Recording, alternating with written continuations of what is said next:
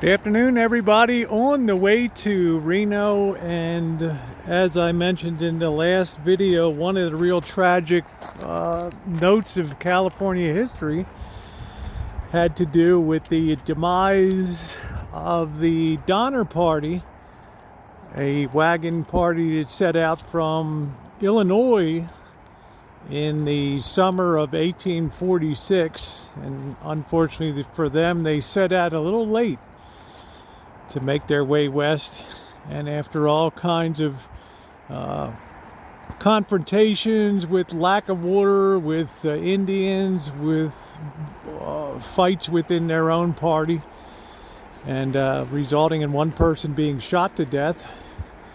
George Donner, the man who the Donner Party was named after, actually met his death through infection, changing a wagon wheel, and he got sliced open his hand on the metal part of the wagon wheel, ended up contracting gangrene and actually dying.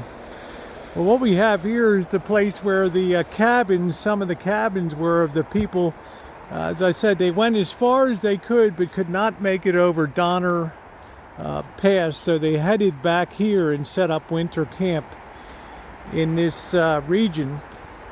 And some of them died through death through starvation. Other ones died of cannibalism. And it's one of the real stories of California history. What's interesting is this pioneer monument was built to the memory of them.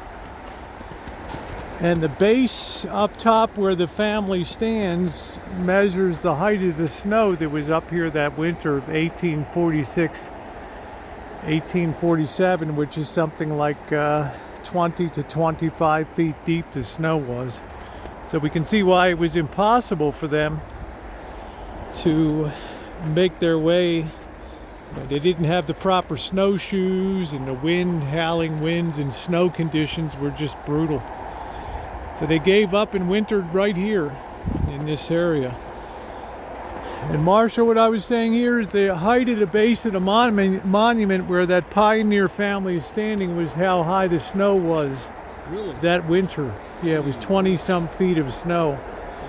It shows you sometimes the depth that snow can get to here. So definitely a real tragedy. If you come up here, they have various pathways. The Schallenberger cabin back here, you can take a walk down there. Most of them were just lean-tos with cattle skins stretched on top of them. This is very interesting. Somebody left this here. A little model there in the snow. But every school child in California in 4th grade learns about the Donner Party as well as the California missions. So you can go down that nature trail for about a half a mile, and that will take you down to one of the cabins. I use the term loosely because they were very roughly built in the 1840s.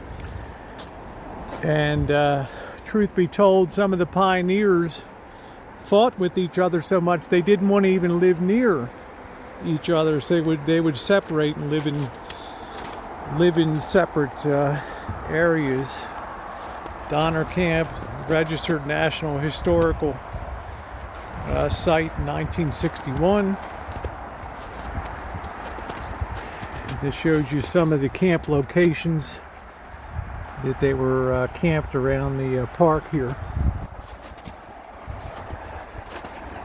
This monument was put in 1918 here. Half the Donner Party died from cold and a lack of food. This monument being dedicated. 22 feet high was the stone base of it,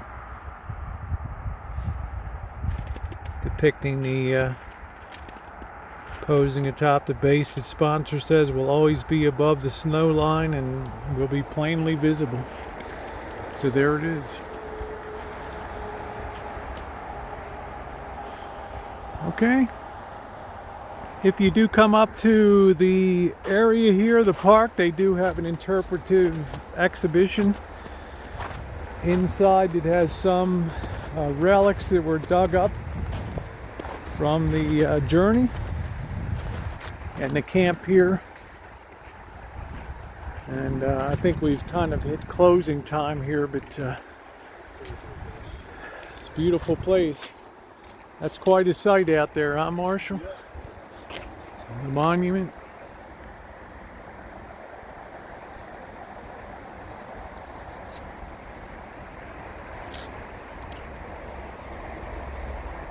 Thank you for watching, everybody, and thumbs up are appreciated.